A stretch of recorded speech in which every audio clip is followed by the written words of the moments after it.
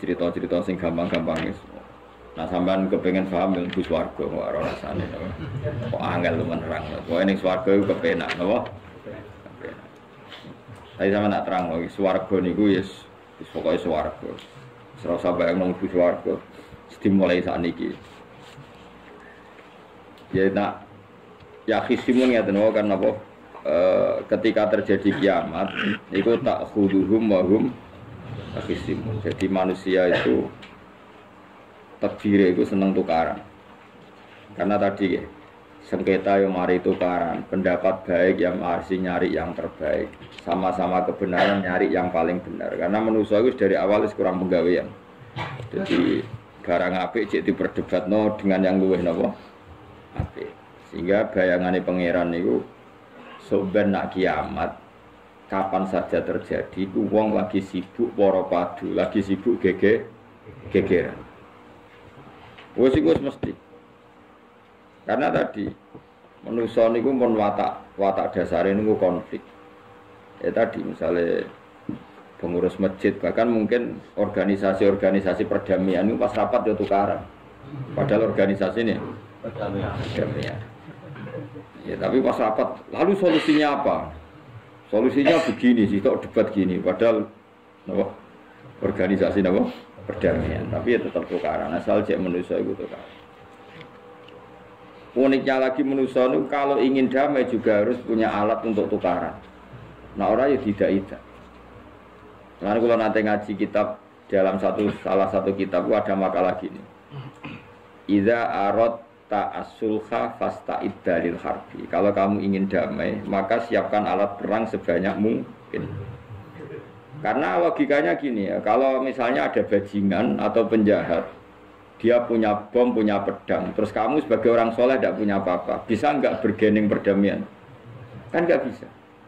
Mereka terpaksa damai karena kamu punya senjata yang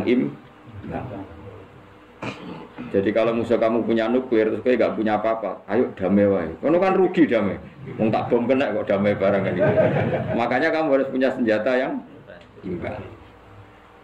Makanya dalam tafsir-tafsir itu diterangkan ketika Allah menyuruh kita wa'iddu lahum mastata'tum min quwwati wa min ribatil khaili turhibuna bi aduwwa. Kamu umat Islam harus menyediakan alat perang sebanyak mungkin. Itu bukan berarti Allah menyuruh umat Islam perang terus ibadah. Dalam keadaan dunia yang banyak gesekan seperti ini, orang itu bisa damai justru kalau sama-sama punya senjata. Dan itu teori itu dipakai seluruh dunia. Segamane cara sing didelok wong akeh sing ora jare. Misalnya Amerika kan terkenal dikjaya, Korea Utara ben dirgani Amerika kudu gawe senjata sebanyak-banyaknya. Ya sudah seperti itu sudah teori yang dikatakan Quran. Karena manusia punya watak dolim. Watak dolim itu nak ora diimbangi ya mesti yang satu diinjek. Makanya dalam fikih Islam itu lucu. Fikih rodok jorok tapi gelem ra gelem kayak kudu setujune. Cara fikih itu kayak di bojo ayu cek elek. Nak ra gelem mbok kumpuli ra wajib mbok nafakoi. Jadi kono iso ngancam gak buka dhuwit ra tak kei. Ajane rodok jorok fikih. Itu cara fikih memang gitu. Perempuan itu tidak wajib melayani suaminya jika tidak dikasih nafkah. Lucunya fikih yang merovokasi sing lanang dan wong lanang ra wajib nafkahi nek ora digawe iku wis ora usah terangno iku opo. Jadi fikih itu karena ngikuti teori umum. Makanya Mbah Mun itu fikih kata beliau itu aku mbek fikih ini ra cocok. Aku apa mau omah tapi dagangan perkara itu. Tapi memang secara prosedur fikih gitu. Mana wong kere-kere itu pancen dia serang untuk jatah kelon karena ra iso nafkah itu. Itu cara fikih. Memang seperti itu. Karena kere kok pola, napa? Kere kok pola. Karena nak kere kudu ganteng. Jadi orang untuk jatah sing wedok sing seneng lah itu ijek untuk jatah. Tapi nek wis kere elek ya wis nolongso perkarane memang. Jadi karena seorang istri ra wajib melayani suaminya jika tidak kodak nafkah. Bahkan menurut fikih Islam itu boleh rafa. Jadi oleh rafanya hakim suami saya kiri itu boleh. Itu bisa diceraikan oleh siapa? Hakim. Jadi rafa. Karena tadi manusia itu ya khisimun di mental konflik. Dan mental konflik itu tidak dihilangkan Allah sama sekali kecuali nanti setelah di surga. Makanya Allah ngendikan apa wa naza'na ma fi sudurihim min ghillin. Jadi sifat dengki, sifat hasud itu dihilangkan nanti setelah di surga. Artinya di dunia itu antar wong saleh ya mesti hasud. Mana ada sing ora saleh, sing saleh wae kudu hasud. Ya senine ngono. Waktu Indonesia ini rebutan dari presiden iku rebutan masjid geger. Bahkan rebutan ngeklaim nak salate paling sah, torekoe paling bener itu ya geger. Padahal yang ngerti otoritas itu yang pangeran, tapi manusia tetap menang kalah, geger. Besok sak PT udah sering dalam ya geger. Kalau sering Pak besok balapan itu kadang kisah nopo sak PT, sak PO itu. Karena nanti bayangannya pangeran itu ya mesti terjadi pangeran sing ngendikan kiamat itu tak khuduhum wahum yakisim. Jadi penoramen yasinan tok ora paham tak tulung. Bangunan ora paham bangetan. Wa hum fi ghaflatin minha bitakhasumin wa tabayu'in wa aklin wasyubin. Mesti manusia itu de mental takhasum saling berebut. Makanya cita-citane Sidina Ali dawuh Sidina Ali, ana awaluman yatsu baina yaday rahmanil khusumah dari Sidina Ali. Saya nanti pertama ketemu pangeran itu akan melaporkan musuh-musuh saya. Jadi cita-cita dene. Aku lah di rencana ngono. Aku lah di ben seru no. Jebule bareng lapor kok ala ya nyoro. Sidina Ali pede wae anak kowe wis lapor jebule. Salah. Karena apa? Ya itu tadi. Manusa wis pokoke ngono. Pertama manusa itu Nabi Adam. Iki wis geger mek malaikat. Dari pangeran Adamu khalifah, dari malaikat khalifah kok manusa mesti seneng geger. Tapi malaikat protes itu geger dhewe, wong pangeran sing duwe kawula kok ngangkat digegeri. Jadi mengan pangeran ora trimo. Wong aku sing duwe makhluk gawe aturan kok mbok gegeri. Iku pangeran. Jadi manusa pertama iku ribet. Pertama ribet mek malaikat. Bareng Qabil mek Habil ya ribet mek dulur. Mulai dhisik perkara wedokan. Terus gunane gunung wedok mari ribet. Kalau nong wedok tambah ribet. Soalnya dunia itu sering ribet, dinikmati wae no. Dinikmati. Makanya banyak orang top itu. Kalau punya kenalan banyak orang top. Niku ribet itu di manage. Jadi ada salah satu tokoh Indonesia itu terkenal sekali. Nak pidato ra kontroversi ra iso turu. Tapi nak pidato wong bingung kabeh iso turu. Niku saya sangat kenal orangnya. Saya supire takoki, "Mau piye?" Tak pidato ini bingung to. Nek dijawab ra bingung kecewa deh. Dene jawab wah bingung sedanten wah seneng terus iso turu. Karena memang konflik itu manusia itu seperti itu. Jadi apa? Kebaikan pun makanya ada guyonan ini betul kisah nyata ini, tapi reputasi bernegaranya ini karena sensitif. Ada negara tertentu yang muadzin itu digaji 30 juta. Jadi orang Arab melarat ini muadzin tok itu 30 juta. Naiknya BMW. Imamnya itu digaji 70 juta. Hitung saja kalau 70 juta satu bulan satu sholat berapa? 70 dibagi 30. Kira-kira berapa satu hari ini? 2 juta ya, sekitar 2 juta 200 lah. Enggak kayak Indonesia, imamnya fakir-fakir terus muadzinnya fakir-fakir. Dikira itu satu prestasi negara itu karena mengapresiasi, menghormati muadzin dan imam. Jebule sing kiai Indonesia aja penak, madheman ke salat terus. Maksudnya lah madheman ke salat terus gak ono gajine. Akhirnya kecewa. Semenjak itu ora berani cerita prestasi negara itu pada Indonesia. Dia itu bangga negaranya itu menghormati imam sampai digaji muadzin digaji. Dikirakan Indonesia dinya. Imam Indonesia kan fakir-fakir, kadang wis padasane elek imam dhewe, koma dhewe. Macam-macam. Nah. Tapi dekne gak ngerti nek Indonesia ku pinter tukaran, pinter debat. Oh, berarti ke sholat terus itu perkara ono gajine itu. Makanya imam di sana sergap-sergap karena kalau nggak ngimami dipotong gaji. Semenjak itu negara itu nggak pernah cerita prestasinya negaranya mengelola imam. Nah itu dunia-dunia mari geger. Saya sering debat sama banyak kiai karena itu. Gue setuju di masjid imami digaji sama ndak.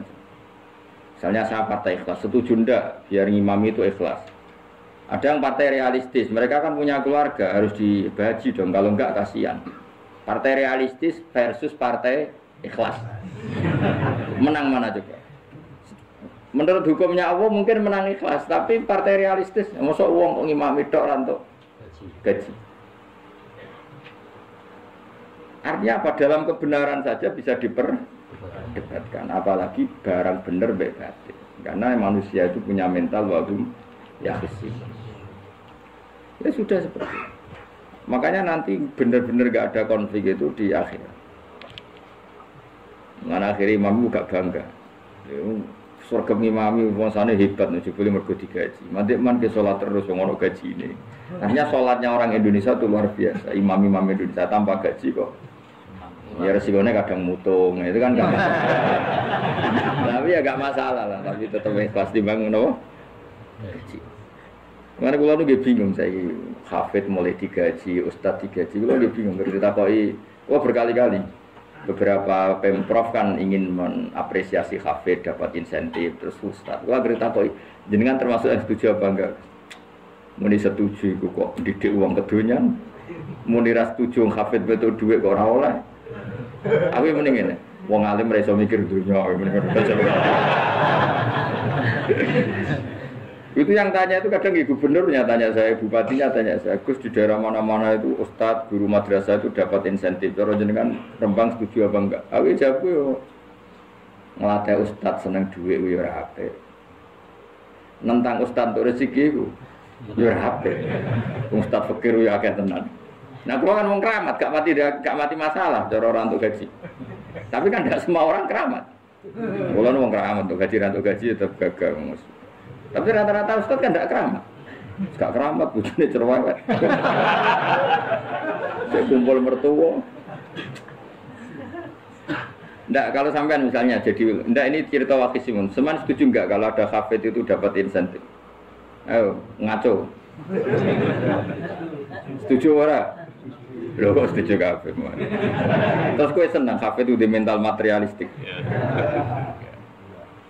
Setuju tak? Ya.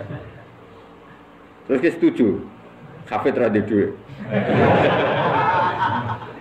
Mungkin ya, jadi sebenarnya aku. Jadi memang kebaikan saja bisa diperdebatkan.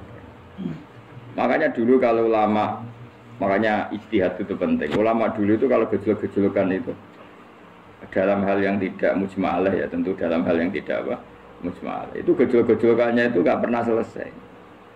Karena memang sesuatu itu pasti mirip ke sana, mirip kemari.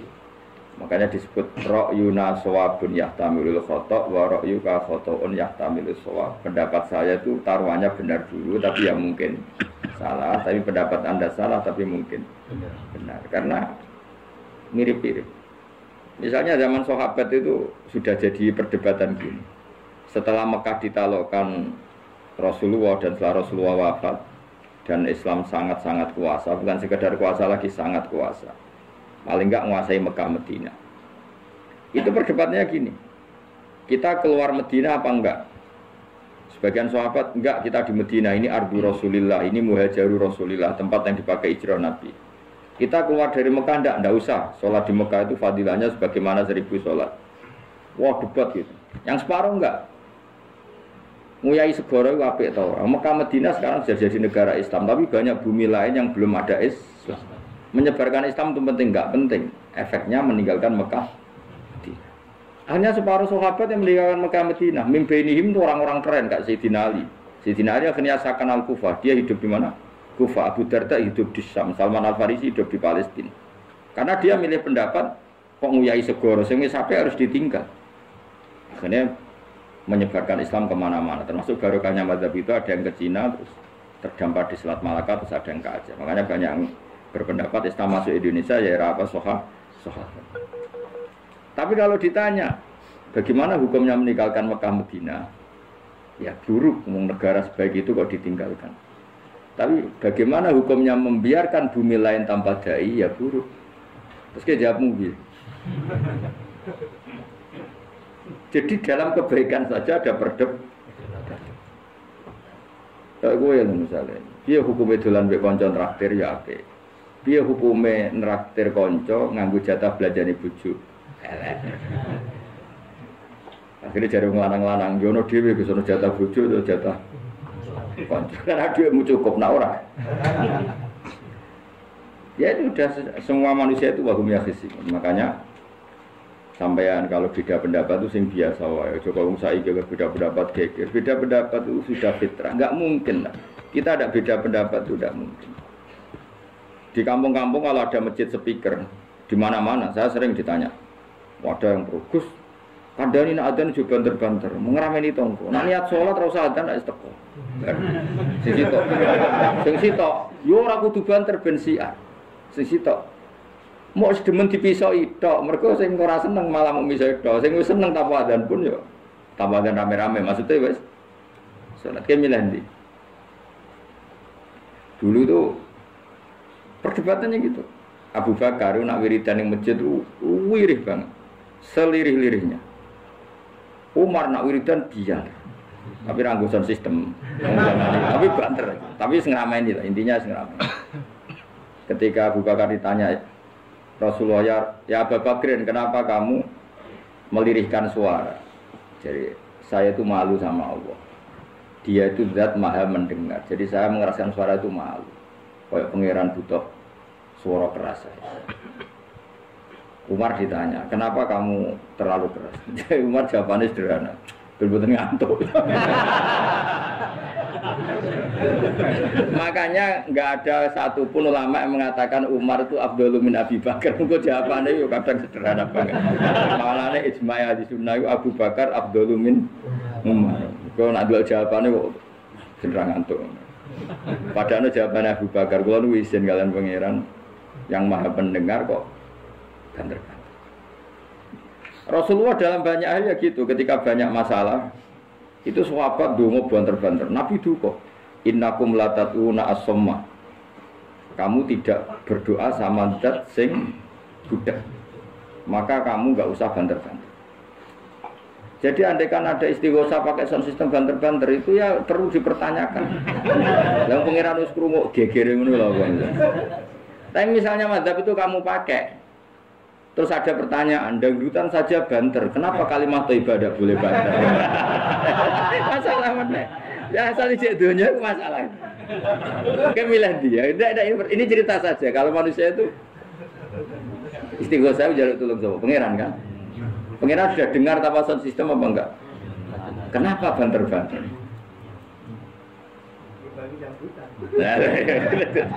Tapi kalau tadi dibalik, dangdutan saja banter-banter, kenapa kalimat ibadah boleh? Jadi manusia memang potensinya itu ya khisimun dalam kebaikan saja. Jibril orang kondangi itu buantai malaikat-malaikat yang masyhur itu. Siapa yang enggak ngerti Nabi Ibrahim? Nabi Ibrahim itu nabi keren. Diobong ning geni sampai Namrud. Jibril datang. Saya utusan Tuhanmu, melihat kamu mau dibakar simpati. Nah terus piye jare Nabi Ibrahim? Ya nak aku juk tolong tak tolong. Ndak saya tidak minta tolong sama kamu. Mungkin aku bodoh makhluk. Kena wani ngomong mbek Jibril. Nabi Ibrahim santai. Maksudnya aku ora mbek aku sing nulung. Kowe kondo aku tak kandakno pangeran. Jare malaikat Jibril. Jare Nabi Ibrahim, lho nak soal pangeran rasa kondo kowe wis pirsa. Artinya ngene lho, padha kekasih pangeran yo bantah-bantahan ajine. Namun nang partai politik orang mengeger. Mana anak partai politik geger biasa. Jibril geger mbek Nabi itu. Biasa. Mana ke sopan takoki mungkar nandir kudu wani ben seru napa. Takoki marah buka kula guru TPQ. Ngenyek wong guru TPQ jadi takoki marah buka. Sing mulang niku kula. Sampeyan ora tau mulang malah takok. Ayo balik. Ben itu masyhur itu, termasuk keramatnya Imam Malik itu gitu. Dia itu punya teman guru madrasah. Neng akhirat dicetakoki mungkin nakir marbuka. Malaikat Malik matur pengiran. Gusti malaikat jenengan kandhani iki ambek guru tauhid to takoki marbuka. Akhirnya pengiran dia nyalano malaikat yo sing jenis ngono kok coba takoki. Lucu dong guru tauhid takoki. Sesuai kaji Nabi bisa takoki waman Nabi juga. Malah perkara. Kanjeng Nabi Muhammad usah takoki aman. Ya tapi pun Nabi malah takoki aman. Makanya menurut pendapatnya ulama-ulama itu pertanyaan mungkar nakir itu tidak bisa digeneralisir. Tidak semua orang alami itu. Saya tidak punya rencana untuk mengalami pertanyaan itu. Karena pasti bila-bila nah angger wong ngono Kanjeng Nabi kena pisan. Terus Kanjeng Nabi apa kena pertanyaan waman Nabi juga. Kan ora kebayang. Makanya masyhur itu. Sama lihat di kitab Nurul Dholam itu karangannya Syekh Nawawi Al-Bantani itu sarahnya apa itu Aqidatul Awam. Yang Nurul Dholam yang sarahnya apa? Aqidatul Awam. Itu dikarang Syekh Nawawi. Itu diantara keramatnya siapa itu? Sayyidina Umar. Sayyidina Ali itu pernah minta ya Allah beri saya kasef mukasafah. Mau kepengen roh meletene Umar zaman ning dunya ngruwung disentai. Jajal dekne iku hubungane piye mbek mungkar nakir. Wani gak nyentak mungkar nakir. Kepikirane Sayyidina Ali Umar ku ning dunya kenangane ngruwung tau disentak Umar. Jake wani gak nyentak sinten? Mungkar nakir. Minta sama Allah supaya ngalami kasaf. Kasaf itu ya mukasafah tawalam gaib. Itu di dunia wali biasa, nak kira tahu ya bangetan. Di dunia wali itu biasa dan itu pasti mustajab. Mukasafah. Umar mati kabudut tunggu nih minta kasaf. Tawanan. Umar tangi turu tangi ke kuburan sewante. Mungkin akhir teko dengan wajah sangat mengerikan. Mesti dinali nyeritakno wajahnya itu kal kidril ghali kaya ompreng sing apa nyala. Wes seru. Wah, tidak alis kalah iki ya karena salah iki. Ternyata apa? Buar mungkar nakir baca kono Umar nguwatek. Kamu tahu kamu ngedapi siapa kan? Saya ini teman dekatnya kekasihnya Allah. Padahal ini enggak ada Allah kancane. Kamu tahu saya ini siapa? Ana sahibu Habibillah. Saya ini temannya kekasihnya Allah. Mungkar nakir mulai mikir.